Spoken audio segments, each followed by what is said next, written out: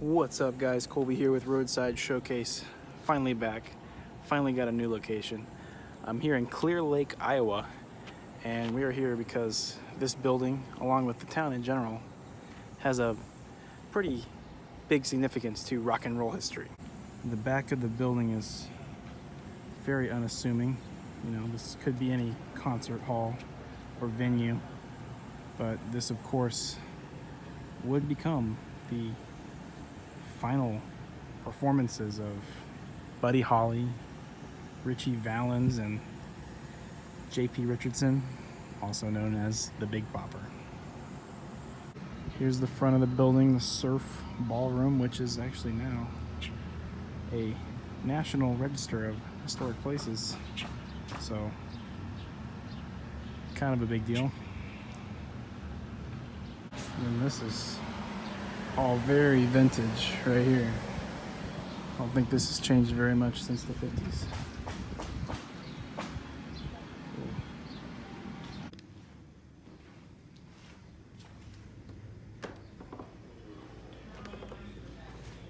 See, these hallways are pineapple themed.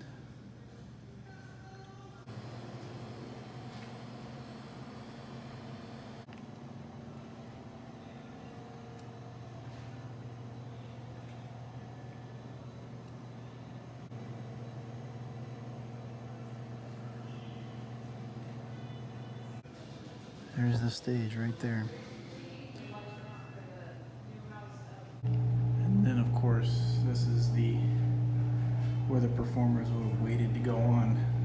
And as you can see, many have signed the wall over the years. Hidden Mickey. So I've been looking for names that I actually recognize, and I do recognize ELO. Temptations too, I know them. Try and get a better look at the stage here.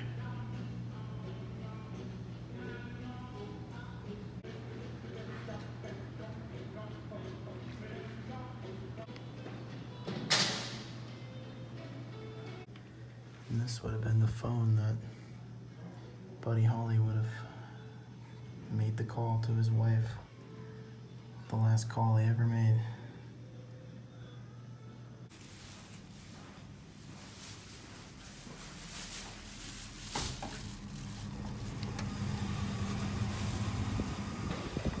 So, that is the museum / original concert venue. I actually, see if I can do this with one hand. I bought a hat, which is pretty typical for me. And I dropped my other hat. Look at that.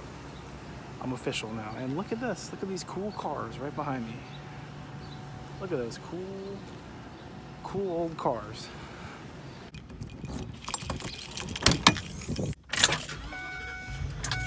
So that's the museum, and it's pretty cool. Not something you can spend a whole lot of time in. You know, as far as actual artifacts from that time, they got some cool stuff. A couple, you know, musical instruments and things. A couple, you know, stage used instruments from Buddy Holly, Richie Valens, Big Bopper, all those guys.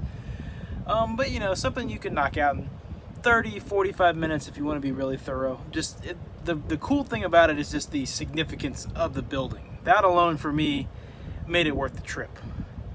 But we're not quite done.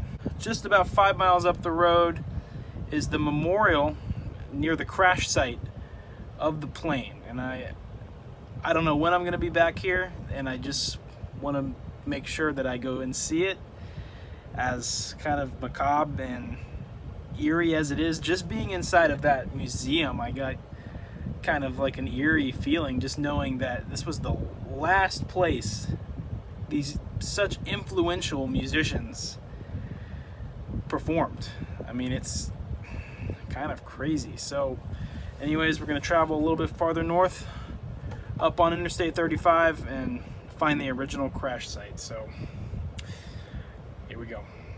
And so here they've set up a memorial for Buddy Holly. featuring his iconic glasses.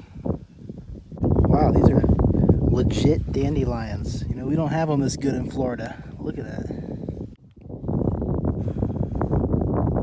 So, it's May. It's 91 degrees outside here in Iowa right now. But in February of 1959, this was all snow. And on the night they departed on that plane, it was a very bad snowstorm. In fact, a good resource or another video you should check out if you want to know kind of what this would have looked like on that night. Adam the Woo on his Daily Woo channel did a video about this a little while ago, and he came there when this was all completely covered in snow, and that's a great resource if you want to see how this actually looked. So the group finishes their show over at the surf, and their bus has broken down. Buddy Holly wants to get on to his next location. They're all feeling kind of sick. It's cold. They want to get there. So Buddy Holly charters a plane for him and his bandmates, Waylon Jennings and, you know, a couple of the other guys that were on the band. And then Big Bopper is feeling a little bit sick. Like he's running a fever. He wants to get to the location too. He asks Waylon Jennings if he can trade places with him on the plane. And Waylon, being such a nice guy, lets him.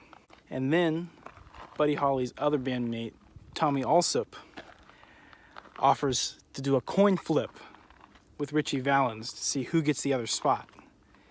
Richie Valens wins the coin toss. So now, instead of just being Holly's band, 3 of the major acts in this concert series were now in this plane. And just before departing, Waylon Jennings was just joking around with Buddy Holly, but he told him he hopes his plane crashes, and I think that haunts him to this day. Pretty crazy story.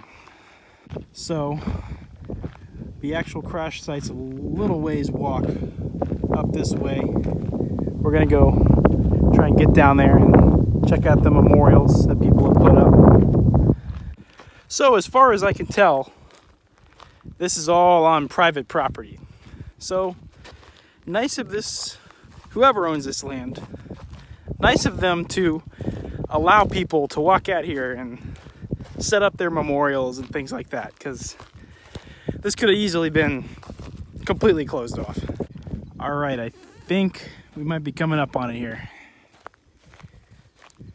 And here it is. What remains of the crash site. Roger Peterson was the pilot on the flight that night, and he unfortunately perished, as well as Buddy Holly and Big Bopper and Richie Valens. People obviously do come here to pay their respects, leave flowers and such, guitar picks, but I'm still trying to understand the gift cards. Why are people leaving gift cards? I don't even understand the relevance. What is a Tropical Smoothie Cafe gift card? Now, that's a business card right there. I don't know. I'm not buying this way to memorialize somebody. I wanted to put a card down from me, because usually I carry around a lot of useless cards that I don't use no more. But before I left a couple months ago, my girlfriend purged my wallet of all of my useless cards. So unfortunately, all the cards I have in here, I actually need. So, oh well, I'm sorry guys, I can't memorialize you with a card. Next year on February 3rd will mark the 60th anniversary of this tragic crash. And I'm sure people will come out here and decorate this even more than it already is. So that's pretty much it. The museum, the concert venue, and the unfortunate crash site where 4 amazing people, 3 of them musicians, were taken from this earth almost 60 years ago. And while they might be gone their music definitely still lives on. Buddy Holly, Richie Valens, even Big Bopper to an extent are all still immensely popular today, and not just pop culture, but even their music and their legacy. It's still being seen every day. I mean, Buddy Holly himself popularized the 2-guitar, bass, and drum setup that we see in almost every rock band today. So the legacy lives on, and just because they're gone doesn't mean they can't still impact the future. And I think that's a good lesson that we should all take as we go into the future. So anyways, guys, I'm back on the road. As you can see, it's exciting. I'm going through boring states. I found something. Look at this. I found something in this desolate state of Iowa. I found something, finally. Not just a truck stop. Not just some off the beaten path random thing, but something significant that I'm passionate about. And that's why I'm out here making these videos, because I'm passionate about roadside attractions. And I just recently hit 100 subscribers. Last I checked, I'm at 132 subscribers. And I hope you guys share the same passion that I do when I come out here all over this beautiful country to find some of the most interesting and unique, weird, even maybe creepy roadside attractions and abandoned places. And I'm not gonna quit. I know I took a 2-week hiatus. I needed the break. I'm back on the road, and we're gonna just keep this flowing. So anyways, guys, a couple of things if you're still here with me. One, I post tons of stuff on our Instagram account at Roadside Showcase that doesn't always make it into the videos, but that you might find interesting. And I definitely check it out. Another thing, I'm still working on the website, but it's gonna be a little bit, I just haven't had the time. And now that I'm on the road, definitely don't have the time. So stay tuned, guys. Thank you again. If you like this video, maybe subscribe, you know? There's plenty more to come. So anyways, it's been fun. I will see you on the next one.